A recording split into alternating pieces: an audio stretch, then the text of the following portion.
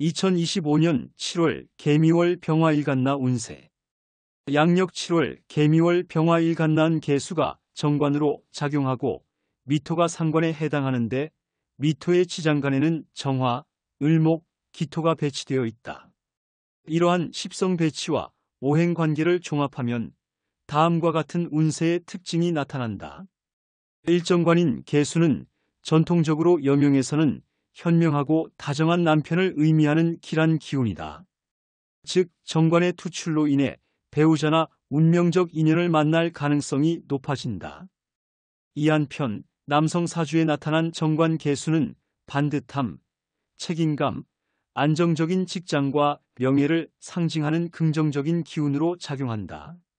다만 여성에게 정관이 배우자를 상징하듯 남성에게는 자식 또는 자신을 통제하고 발전시키는 사회적 규범 및 직장을 의미하는 데서 그 해석의 초점이 달라질 수 있다.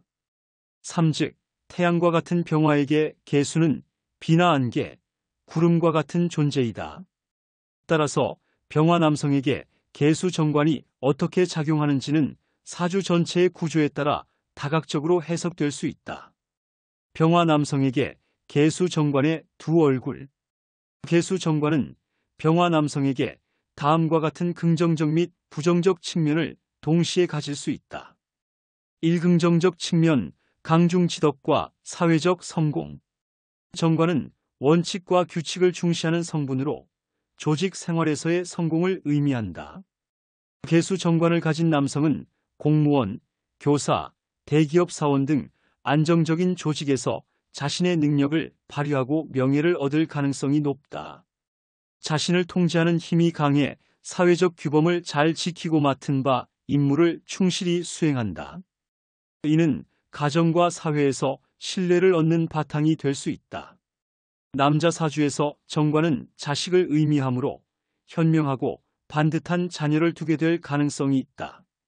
수화기제는 사주의 불기운이 강한 병화 남성의 경우 개수가 뜨거운 기운을 조절하여 균형을 맞춰주는 수화기제의 긍정적 역할을 한다. 이는 감정 조절 능력과 합리적인 판단력을 높여줍니다. 마치 호수 위에 태양이 떠있는 강상조용의 아름다운 모습처럼 낭만적이고 온화한 성품으로 나타나기도 한다.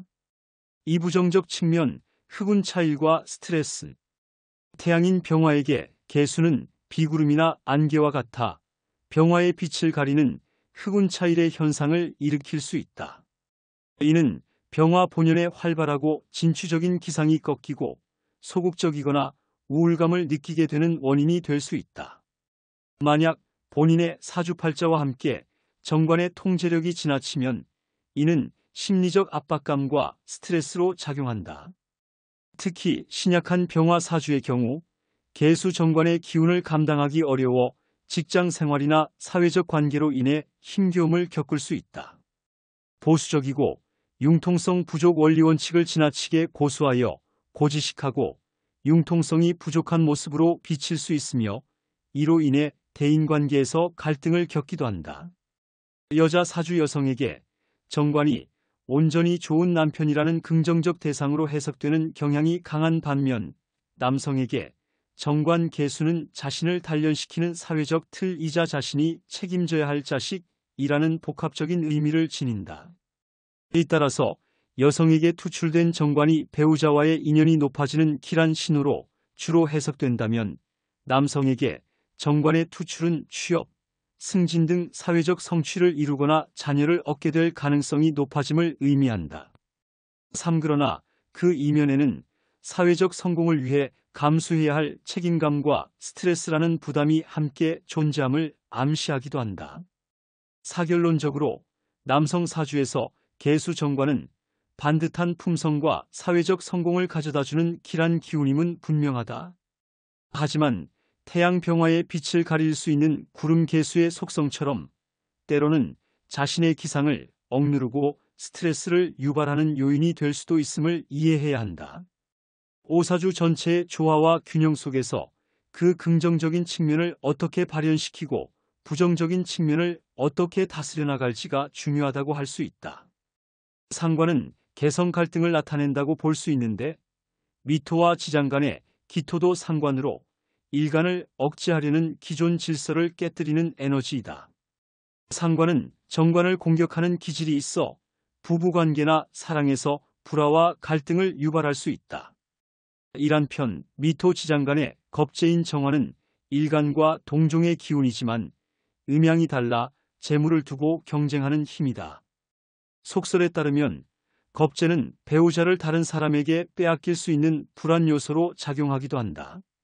미토 중 정인인 을목은 병화일간나을 길러주는 어머니나 스승과 같은 보호 기운이다. 이 에너지는 내면의 지혜와 안정감을 주나 직접적인 이성관계의 주도성은 적다. 한 병화일간에게 정관의 존재는 분명히 인연의 기회를 암시하지만 상관과 겁재의 영향을 함께 받아 감정의 기복이 심하고 갈등 상황이 많을 수 있다. 실제로 전통적인 명리 격언에도 상관견관 위화백단이라 하여 상관이 정관을 만나면 100가지 좋지 않은 일이 일어난다고 한다. 이즉 배우자를 만나더라도 상관의 도전적 성향으로 인해 안정적인 관계 유지가 쉽지 않을 수 있다. 종합적으로 볼 때 정관이 작용하여 인연이 맺어질 가능성은 높으나 상관과 겁재의 기운 때문에 초기에는 서로에게 매료되더라도 시간이 지나며 마찰이 잦을 수 있으므로 이런 부분은 미리 알고 조심하는 것이 좋다.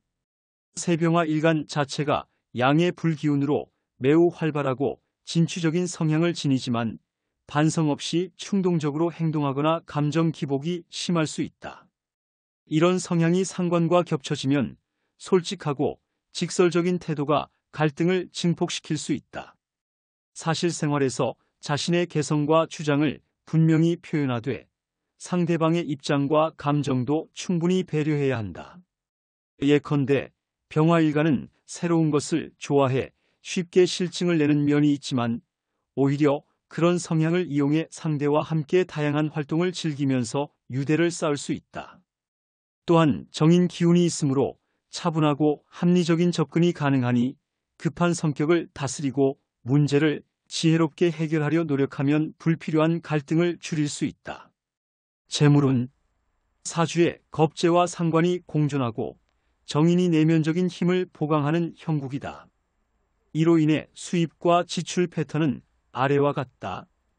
일겁재는 재물을 쉽게 벌 수 있는 만큼 쉽게 잃기도 하는 성향을 띈다. 실제로 겁재가 강하면 경쟁심으로 돈을 모으지만 투박한 투자 방식과 예기치 않은 지출로 재정이 흔들릴 수 있다.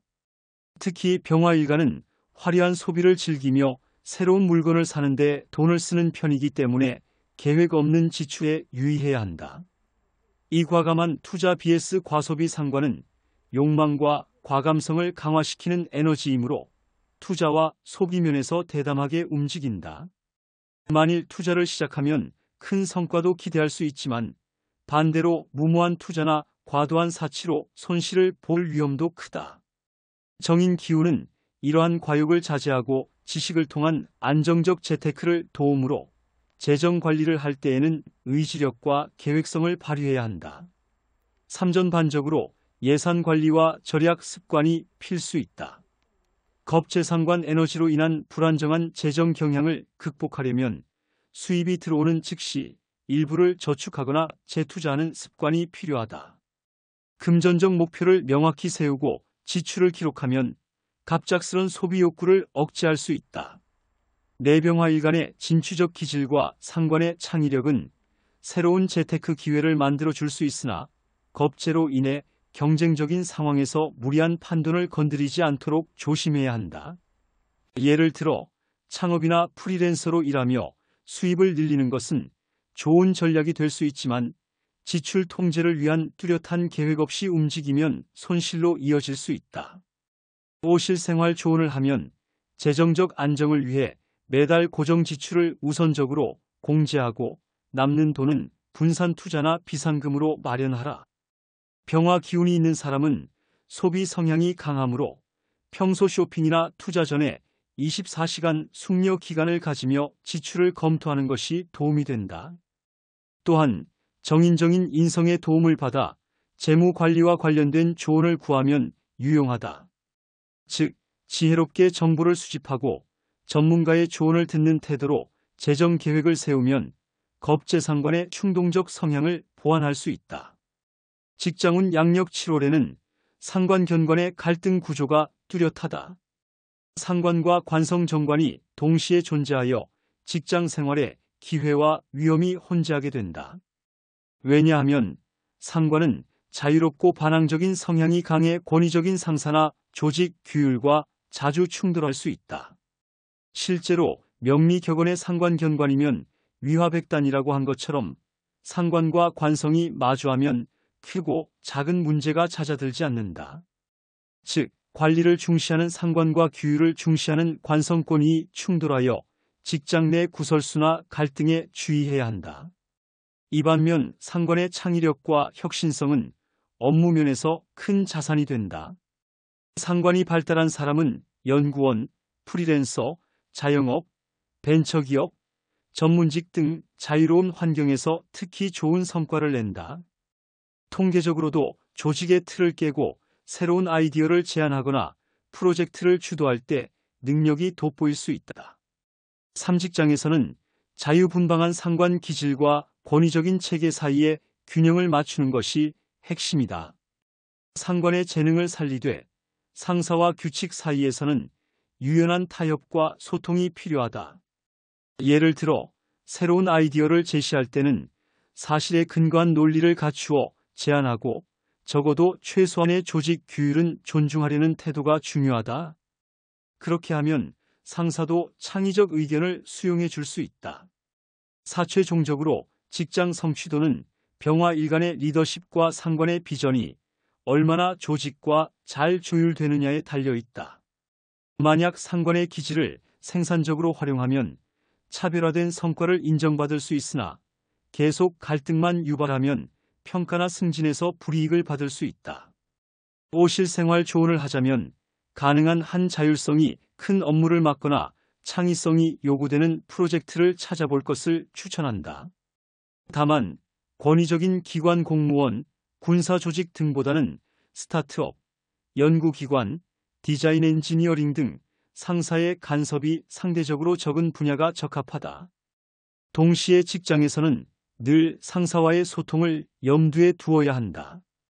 중요한 보고나 회의에서의 언행에는 신중을 기하고 필요하면 주변의 동료나 비견격제 기운이 강한 동료와 협력하여 팀워크를 다지는 것도 방법이다. 마지막으로 자신의 아이디어를 실현하기 위해 끊임없이 학습하고 준비해 두면 상관의 혁신성이 조직 발전에 기여하여 좋은 평가를 받을 수 있다.